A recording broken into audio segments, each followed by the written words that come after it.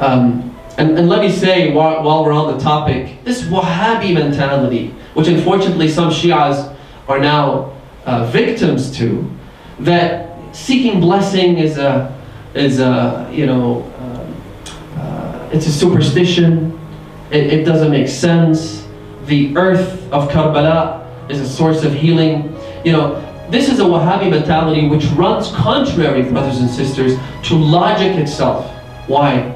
Because the Quran, what's more not logical than the Quran? The Quran tells stories of people such as, I'm sure you're familiar with it, the story of Yaqub and his son Yusuf. Yaqub was blind after, having cried for his son's absence for 40 years. His eyes were blinded. He couldn't see any longer. And the Quran says that the shirt of Yusuf was brought to him, and as soon as that shirt touched his face, فَارْتَدَّ بَصِيرًا, his blindness was cured.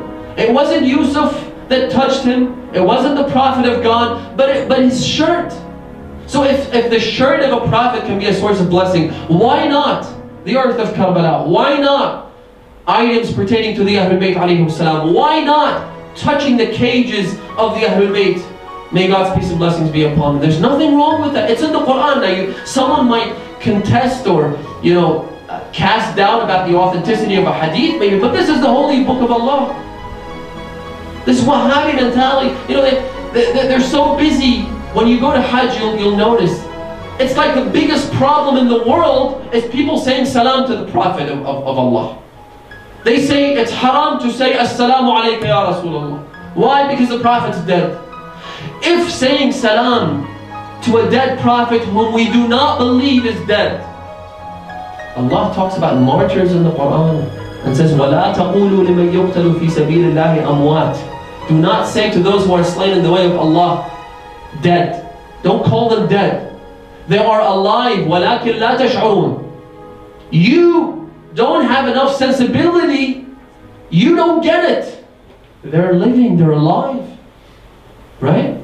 So if martyrs are alive, you're going to tell me that the Prophet of martyrs is dead? The messenger of martyrs, the cause of their guidance is dead? Right? So, but setting this aside, if saying salam to a dead Prophet is an act of idolatry or attributing partners to Allah, if it's an act of shirk, then the biggest mushrik is God Himself, who says salam to dead prophets in the Quran. وَسَلَامٌ عَلَى نُوحٍ فِي الْعَالَمِينَ. So God is a mushrik because He says salam to a dead prophet? What is this childish nonsense, brothers and sisters?